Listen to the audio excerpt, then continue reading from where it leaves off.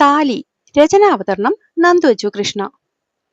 ചുണ്ടുകൾ കഴുത്തിൽ പതിഞ്ഞതും അവന്റെ കൈകൾ അവളുടെ മൃദുലത തേടിയതും പെണ്ണ് ആകെ ഉലഞ്ഞുപോയി. ഒപ്പം ശരീരം അവനിലൂടെ ഇഴഞ്ഞ് നിലത്തേക്ക് ഊർന്നെന്ന് തോന്നിയതും ശ്രീ അവളെ കൈയിൽ കോരിയെടുത്തു. പതിയെ അവളെ അതിലേക്ക് കിടത്തി അവനും ഒപ്പം കിടന്നു. പാതി ശരീരം അവളിലേക്ക് ചായച്ചുകൊണ്ട് തന്നെ. തന്റെ നെഞ്ചിൽ കിടന്നുറങ്ങുന്നവളെ നീവി ഒതുക്കി സൈഡിലേക്ക് കിടത്തി. ഇന്ന് ഒരുപാട് കരഞ്ഞു പെണ്ണ്. എന്തൊക്കെ പറഞ്ഞിട്ടും കരച്ചിൽ നിർത്തുന്നില്ലെന്ന് കണ്ടപ്പോ ആണ് ദേഷ്യപ്പെട്ടത്. അതിന്റെ വാശിയിൽ തിരിച്ച് ഒറ്റയ്ക്ക് വരാൻ നോക്കി. അവസാനം ചീത്ത പറഞ്ഞ് എന്നെ കൊണ്ട് തന്നെ സോറി പറയിപ്പിച്ചു കാന്താരി. നിവി ചിരിച്ചുകൊണ്ട് അവളുടെ നെറുകയിലൊന്ന് മുത്തി. പെണ്ണ് പിന്നെയും കുറുകിക്കൊണ്ട് ചേർന്ന് കിടന്നു. കൈക്കും കാലിനും നല്ല വേദന കുറവുണ്ടെന്ന് തോന്നുന്നു. ഈ ആഴ്ചയിൽ തന്നെ കാലിലെ പ്ലാസ്റ്റർ എടുക്കും. അതിന്റെ ഒരു അഹങ്കാരം നല്ലോണം ഉണ്ട് എല്ലാ പ്രവൃത്തിയിലും. നേരത്തെയൊക്കെ ആരുടെയും സഹായത്തോടെ പിടിച്ചു നടന്നോളാം. ഇപ്പൊ ഒക്കെ ഒറ്റയ്ക്കാ ചെയ്യുന്നേ. ഇന്ന് വൈകുന്നേരം വരെ ഞാൻ മാത്രമല്ലേ മിണ്ടാതിരുന്നുള്ളൂ. അതുകൊണ്ട് തന്നെ താൻ അടുത്തുള്ളപ്പോൾ മാത്രം ഒത്തി നടക്കുകയും വേദന കാണിക്കുകയും ഒക്കെ ചെയ്യും. അത് ഞാൻ പിടിച്ചോണ്ട് നടക്കാനുള്ള അടവാണെന്ന് അറിയാവുന്നത് കൊണ്ട് തന്നെ ഒക്കേത്തിനും താനും നിന്നുകൊടുക്കും. പോയ കാലങ്ങളിൽ ഒരുപാട് ആഗ്രഹിച്ചിട്ടുണ്ട് പെണ്ണിന്റെ അടുക്കലെങ്കിലും ഒന്നിരിക്കാൻ. ഇപ്പോ അവളായിട്ടത് ആഗ്രഹിക്കുന്നുണ്ടെന്നുള്ള അറിവ് കുറച്ചൊന്നുമല്ല തന്നെ സന്തോഷിപ്പിച്ചത്. മുറിയിലെത്തി കട്ടിലിൽ കൊണ്ട് കിടത്തിയതും പിന്നെയും മുഖം വീർത്തു. കാര്യം മനസ്സിലാവാതെ അവളെയും നോക്കി കുറച്ചുനേരം നിന്നു. കുറച്ചുനേരം കഴിഞ്ഞിട്ടും അവളൊന്നും മിണ്ടുന്നില്ലെന്ന് കണ്ടാണ് സൈഡിലെ ബെഡ്ഷീറ്റ് വിരിച്ച് കിടക്കാൻ നോക്കിയത്. അപ്പോഴേക്കും തന്നെ നോക്കി ദഹിപ്പിച്ചുകൊണ്ട് കട്ടിലിൽ ചരിഞ്ഞു കിടന്നു. ഷെടാ, ഇതെന്താ കാര്യമെന്നാലോചിച്ച് കുറച്ചുനേരം ബെഡിൽ കിടന്നു. അവളുടെ ദേഷ്യത്തിന് കാരണം അറിഞ്ഞിരുന്നെങ്കിൽ ഉറക്കം വരില്ലെന്ന് തോന്നിയിട്ടാണ് അടുത്തുപോയി നിന്നത്. തന്നെ അറിഞ്ഞിട്ടും തിരിഞ്ഞു നോക്കാതിരുന്നപ്പോ അടുക്കളയ്ക്ക് അങ്ങോട്ട് കേറിക്കിടന്നു. നിമിഷ നേരം കൊണ്ട് പെണ്ണ് ചരിഞ്ഞു തന്നെ കെട്ടിപ്പിടിച്ചു. കണ്ണുനീര് നെഞ്ചിൽ തട്ടിയതും പേടിച്ചുപോയി. ശ്രീകുട്ടി, മോളെ, എന്തടി, വയ്യ നിനക്ക്? ഇനി എന്റെ അടുത്തൊന്ന് പോവല്ലേ നീവിച്ച? പോവാനോ? എവിടെ പോവാൻ? നിനക്കെന്താ കൊച്ചേ? അവൻ അവളെ കയ്യിലേക്ക് ഇറക്കി കിടത്തി മുഖം അവൾക്ക് മുകളിലേക്ക് വെച്ചു. അങ്ങിട്ട് അവളെ തന്നെ നോക്കി ചോദിച്ചു, പിന്നെന്തിനാ അവിടെ പോയി കിടന്നേ? വാശിയോ ദേഷ്യമോ പരിഭവമോ? നീവിക്കതൊന്നും തിരിച്ചറിയാൻ പോലും സാധിച്ചില്ല. പക്ഷെ അവളുടെ മുഖഭാവം അവനിൽ ചിരിയുണർത്തി. കടക്കോണിൽ വിരിഞ്ഞ പുഞ്ചിരി ഒരു കുഞ്ഞു ചുംബനമായി അവളുടെ നെറുകയിൽ പതിഞ്ഞു. പിന്നെ പതിയെ അത് കണ്ണുകളിലും മൂക്കിലും കവിളുകളിലും ഇടതടവില്ലാതെ പതിഞ്ഞുകൊണ്ടിരുന്നു. ഒടുക്കം നോട്ടം ചുണ്ടിൽ വന്ന് നിന്നു കണ്ടതും അവളുടെ കണ്ണുകൾ പിടഞ്ഞു. അതുവരെ ഇല്ലാതിരുന്നൊരു പരിഭ്രമം അവളിൽ വന്ന് നിറയുന്നത് നിലാവിന്റെ ആ വെട്ടത്തിലും നിവിയുടെ കണ്ണുകൾക്ക് ആനന്ദമേകി. ശ്വാസനിശ്വാസങ്ങളുടെ ഏറ്റക്കുറച്ചിൽ അത് അല്പനേരം നീണ്ടു. ഇത്രയും നേരം തന്നിലേക്ക് ആഴ്ത്തിപ്പിടിച്ച കഴുത്തിലമർന്ന വിരലുകൾ പിന്നിലേക്ക് തള്ളാൻ ശ്രമിച്ചതും നിവി അവളിൽ നിന്നും മുഖമുയർത്തി. നെഞ്ചിൽ കൈവച്ച് ഹൃദയതാളം നേരെയാക്കുമ്പോഴും ഒരു കണ്ണിറുക്കി അവന്റെ നെഞ്ചിടിപ്പിനെ കൂട്ടി പെണ്ണ്. കൂടുതൽ കുറുമ്പെടുത്താൽ വയ്യായികയൊന്നും നോക്കില്ല ഞാനും. വർഷങ്ങളുടെ കടമ ബാക്കി. വെറുതെ എന്നെ പ്രകോപിപ്പിക്കല്ലേ പെണ്ണെ. ഓ, അപ്പൊ അത്രയൊക്കെ മതിയില്ലേ വാദ്യാരുടെ കോൺസെൻട്രേഷൻ കളയാൻ? പുരികം പൊക്കിയും താഴ്ത്തിയും അവളുടെ കുറുമ്പ് പിന്നാലെ എത്തി. ഹാ, അതിനിത്ര പോലും വേണ്ട ചക്കരേ. നീ ഒന്ന് ചിരിച്ചു കാണിച്ചാൽ പോലും അത് ഫ്ലൈറ്റ് കിടന്ന് പമ്പേ പൊടി ഇങ്ങെത്തും. ഓഹോ, താങ്ക് യു. അവൾ അല്പം ഉയർന്ന് ആ ചുണ്ടിലൊന്ന് മുത്തി. വേണ്ടടി ചക്കരേ, നാ ரொம்ப മോശமான ആള്. അവൻ ആ കവളിൽ പല്ലൊന്ന് താഴ്ത്തി. ആഹാ, അപ്പടിയാ, പരവായില്ലേ, ഉങ്ക തിമിർ എനിക്ക് ரொம்ப പിടിക്കും മാമാ. അതേ ഇണത്തിൽ അവളും ഇടം കണ്ണിറുക്കി. ആഞ്ജനേയാ, എന്നെ മാത്രം കാത്തോണേ. നീവിയുടെ പ്രാർത്ഥന കേട്ടതും ശ്രീകുട്ടി ഉറക്ക ചിരിച്ചു. ഈ പെണ്ണ്, ഇടി ഹോസ്പിറ്റലാ, പതുക്കെ ചിരി നീ. സൗകര്യമില്ല, ഇനിയും ഞാൻ ചിരിക്കും. അവൾ പിന്നെയും ചിരിക്കാൻ തുടങ്ങിയതും അവന്റെ ചുണ്ടുകൾ ആ ചിരിയെ മുഴുവനായും അവനിൽ ബന്ധിച്ചിട്ടു. ഏറെ നേരം കുരുത്തക്കേട് കാണിച്ചു കിടന്നിട്ട് അല്പം മുന്നെയാണ് അവൾ ഉറങ്ങിയത്. എന്നാൽ അപ്പോഴും തന്റെ പെണ്ണിനെ കണ്ണു നിറച്ച് കാണുന്ന തിരക്കിലായിരുന്നു നിവി. ഇതേ സമയം തന്റെ പെണ്ണിന്റെ കണ്ണിന്റെ ആഴത്തിൽ തന്നെ തേടാൻ തുടങ്ങുകയായിരുന്നു ശ്രീയും. ഇമകളിൽ നാണം മൂടിയത് കൊണ്ടാകും അത് കൂമ്പി അടഞ്ഞു. പ്രണയം വിവശയാക്കിയവളിൽ ആ നേരം വല്ലാത്തൊരു തളർച്ച വന്നു മൂടി. തന്നിലേക്ക് ചാഞ്ഞു തുടങ്ങിയവനെ അടർത്തി നീക്കാൻ കഴിയാതെ, ചേർത്ത് നിർത്താൻ സാധിക്കാതെ ഒരുവന്റെ സ്നേഹത്തിന്റെ നിറത്തിൽ അലിഞ്ഞു തുടങ്ങിയ ആ പെണ്ണ് ഈ നേരമെല്ലാം ശ്രീയുടെ കണ്ണുകൾ അവളിലൂടെ എന്തോ തിരയുന്നതിൽ ഓടി നടന്നു. തന്റെ പ്രണയം ദുർബലമാക്കിയവളെ എത്ര നോക്കിയിട്ടും മതിയാകാത്ത പോലെ അവന്റെ കണ്ണുകൾ പിന്നെയും പിന്നെയും അവളിൽ ആർത്തിയോടെ പലതും തിരഞ്ഞു. ഒടുവിൽ അവനെ മോഹിപ്പിക്കുന്ന ഒന്നിൽ കണ്ണുടക്കിയതും പുഞ്ചിരിയുടെ അർത്ഥങ്ങൾ മാറാൻ തുടങ്ങി. ചുണ്ടിന്റെ അറ്റത്ത് കാണുന്ന കുഞ്ഞു മറുകിൽ തട്ടിയ നിശ്വാസത്തിൽ അവളുടെ കണ്ണുകൾ മിഴിഞ്ഞു. ഇങ്ങനെ നോക്കല്ലേ പെണ്ണെ, ചന്തം കൂടിയിട്ട് കടിച്ചെടുക്കാൻ തോന്നുക. കാറ്റുപോലെ അവനൊന്ന് ചൊല്ലി നിവർന്നതും അവളുടെ മുഖം പനിനീർമുട്ടിനെ തോൽപ്പിക്കും പോലെ ചുവന്നു തൊടുത്തു. ദേവാ, ദേവാ, ഉം ദേവാ. ഓരോ വിളിക്കൊപ്പവും കുഞ്ഞു കുഞ്ഞു മുത്തങ്ങൾ അവളുടെ മുഖത്ത് നൽകിക്കൊണ്ടിരുന്നവൻ. നേർത്ത മൂളലുകൾക്ക് പോലും ഈണം കൈവന്നു. തന്റെ ഹൃദയത്തെ മീട്ടാനെന്ന പോലെ വിരലുകൾ രോമത്തിൽ പിടിമുറുക്കി തുടങ്ങി. പിടയുന്ന മിഴികളും വിറയ്ക്കുന്ന ചുണ്ടുകളും അവന്റെ കൈപ്പിടിയിൽ ഉലഞ്ഞു മാറുന്ന ശരീരവും ശ്രീയെ പൂർണ്ണമായും മിത്തുവിൽ കുരുക്കിയിട്ടു. ഓരോ ചുംബനവും തീർക്കുന്ന നിർവൃതിയിൽ മിത്തു ശ്രീയുടെ നിശ്വാസം തീർക്കും ചൂടിൽ എപ്പോഴോ തന്നെ തന്നെ മറന്നു തുടങ്ങി. തന്റെ ലാളനകളിൽ സ്വയം മറന്ന് വിവശയായി കിടക്കുന്ന ശ്രീ തന്റെ നെഞ്ചിലേക്ക് ചേർത്തു പിടിച്ചു. കുറിഞ്ഞിപ്പൂച്ച കുറുകും പോലെ കുഞ്ഞൊരു മുളലിൽ അവൾ ആ നെഞ്ചിലേക്ക് പയ്യനെ ഒളിച്ചു കിടന്നു. മിഴികൾ തുറക്കാതെ, തന്നെ ഒന്ന് നോക്കാൻ പോലും സാധിക്കാതെ, തന്റെ പ്രണയം, തന്റെ പെണ്ണ്, തന്റെ മാത്രം ദേവ, അത്രയും മതിയായിരുന്നു അതുവരെ അടക്കി നിർത്തിയ വികാരങ്ങളുടെ കണിഞ്ഞാണിനെ പൊട്ടിച്ചു മാറ്റാനായി. ഒരു നിമിഷം കൊണ്ട് അവളുമായി കീഴ്മേൽ മറിഞ്ഞു അവളെ തന്റെ ശരീരത്തിനടിയിലാക്കി ശ്രീ. വിടർന്നു പൂർണ്ണമായ കണ്ണുകളെ സാക്ഷിയാക്കി കഴുത്തടുക്കിലേക്ക് മുഖം പൂഴ്ത്തിയവൻ. നിമിഷ നേരം കൊണ്ട് ഉള്ളിലൂടെ മിന്നലുകൾ പാഞ്ഞുപോയി. പെരുവിരലിൽ അറിയാതെ അവൾ ഉയർന്നു പൊങ്ങി. ശരീരം മുഴുവനും ഒരു നിമിഷം അവനിൽ മാത്രമായി ചുരുങ്ങി. ആഴത്തിൽ അവൾ അവനിൽ മുറിപ്പാട് തീർത്തിട്ടും അത് അവളിൽ തീർത്തത് പുതിയൊരു ലഹരിയുടെ പുഞ്ചിരിയായിരുന്നു. ഇന്നുവരെ അന്യം നിന്നുപോയ ഏറ്റവും മനോഹരമായ മൃദുല വികാരത്തിന്റെ തുടക്കം. കടിച്ചെടുത്ത് നാവിഴിഞ്ഞു തുടങ്ങിയതും നേർത്തൊരു നാദം അവളിൽ നിന്നും ഉയർന്നു. ശ്രീയെ പൂർത്തിയാക്കും മുന്നേ തന്നെ അവളുടെ ചുണ്ടുകളിൽ അവൻ തന്നെ കൊരുത്തിട്ട് നുണയാൻ തുടങ്ങി. ഒട്ടും ധൃതിയില്ലാതെ, വേദനിപ്പിക്കാതെ, ഇതളുകളെ ഇങ്ങനെ പൂർണ്ണമായും ചൊടികളിൽ ഒളിപ്പിച്ചുകൊണ്ട്. ഇന്നുവരെ അപരിചിതമായ വികാരത്തിന്റെ തള്ളിച്ചിൽ മിത്തു സ്വയം മറന്നു തുടങ്ങി. ശ്വാസം വിലങ്ങും മുന്നേ അകന്ന് അവൾ അവനെ ഒന്ന് നോക്കി.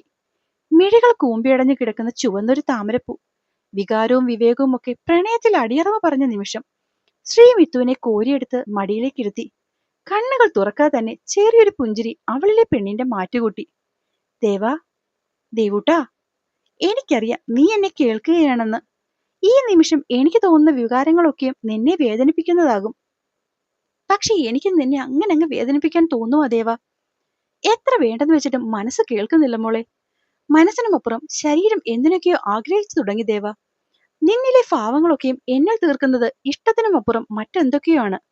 അറിയണ്ടേ എന്റെ ദേവയ്ക്കത് എന്താണെന്ന്? ഇങ്ങനെ താളം തെറ്റി ഇടിക്കല്ലേ പെണ്ണേ നീ. എനിക്കാണ് നോവുന്നത്.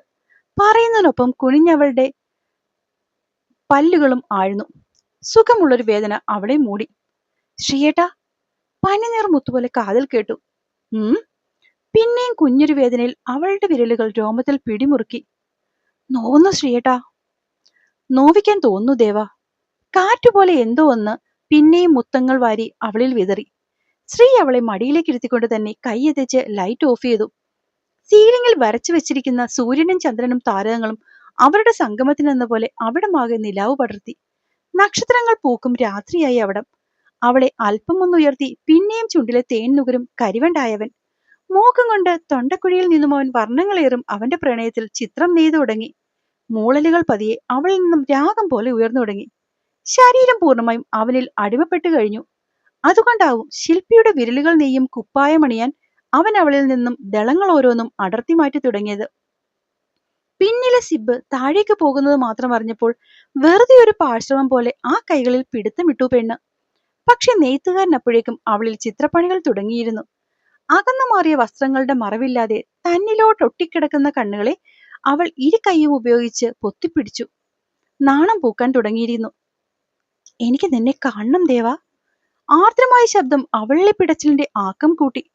അതിന്റെ മറുപടി ഊഹിക്കും പോലെ അവളുടെ കരങ്ങൾ അവനെ അത്രമേൽ ചേർത്തു പിടിച്ചു. എന്ത് സുന്ദരിയാന്നറിയാമോ ദേവാ. കുസൃതി ചൂടും സ്വരം അവളെ തരളിതയാക്കി. ഇങ്ങനെയൊന്നും പറയല്ലേ ശ്രീയേട്ടാ. അവന്റെ ചുംബനത്തിൽ പൊള്ളിപ്പിടഞ്ഞുകൊണ്ടവൾ അവന്റെ ശരീരത്തിലേക്ക് പിറ്റേയും പറ്റിച്ചേർന്നു. അത് കേട്ടതും മനസ്സിൽ തോന്നിയ കുസൃതിയിൽ നാവിൻ തുമ്പാൽ അവൻ അവളുടെ ഉയർച്ച താഴ്ചകളെ ഒന്ന് തലോടി വിട്ടു.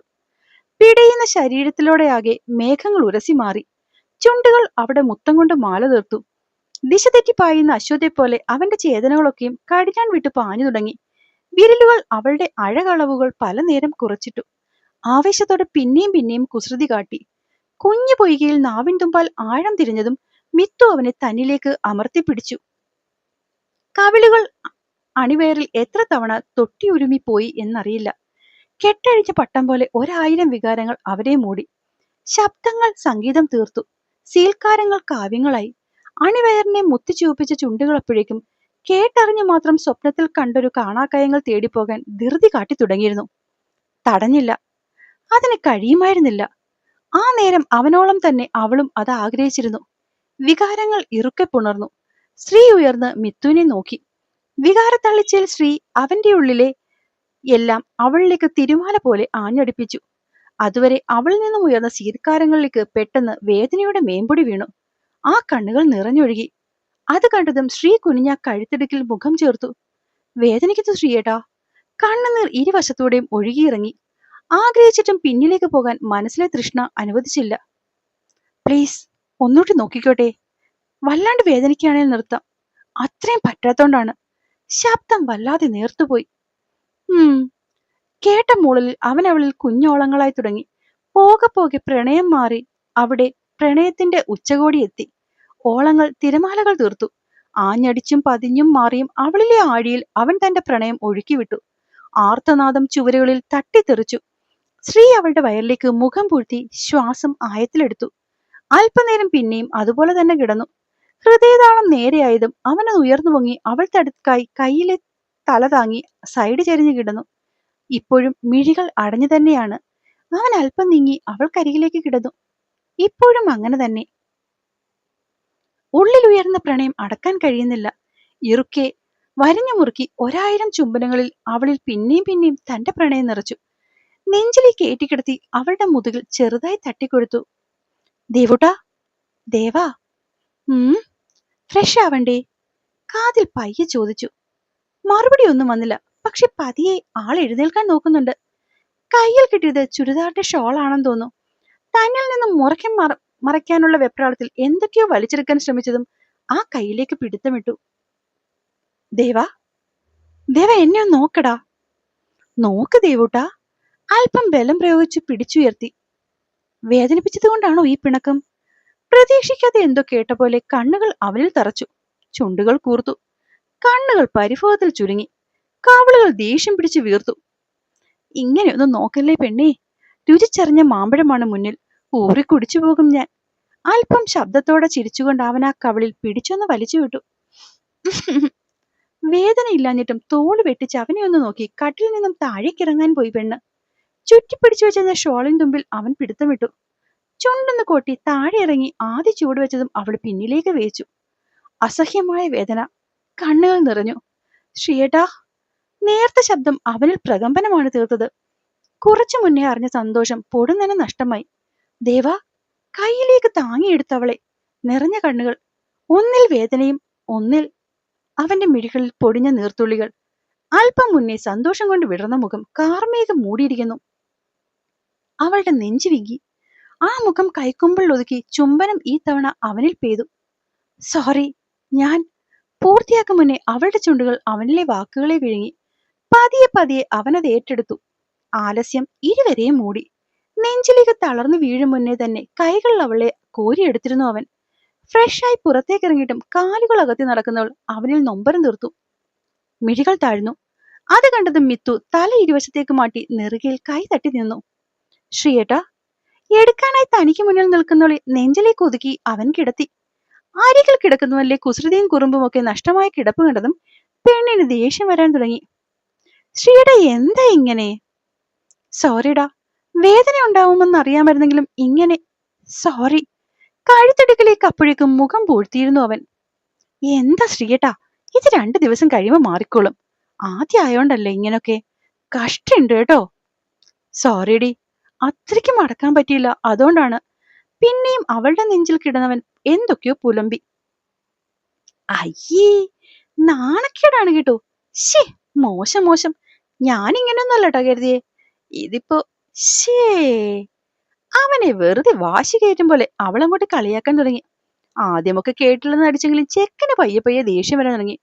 ദേവാ, വേണ്ട, നിർത്തിക്കോ. അയ്യേ ദേവാ, വേണ്ട. ശേ, എന്നാലും. എന്താടി നിനക്കൊരെന്നാലും? ദേ പെണ്ണെ, വെറുതെ എന്നെ ചൊറിഞ്ഞോണ്ട് വന്ന് പണി വാങ്ങിക്കൂട്ടല്ലേ നീ? അവനൊന്ന് ചൊടിച്ചു. ഉവ്വ, ശ്രീയേട്ടൻ ഒന്ന് പോയേന്നേ. അവളൊന്ന് പുച്ഛിച്ച് ഇടം കണ്ണിട്ടൊന്ന് നോക്കി. എന്താടി നിനക്കിത്രയും പുച്ഛം? മാറിലെ മണിമുത്തിലൊന്നിലവൻ കടിച്ചു വിട്ടു. പ്രതീക്ഷിക്കാതെ ഏങ്ങിക്കൊണ്ട് അവളുടെ ശ്വാസം വിലങ്ങി.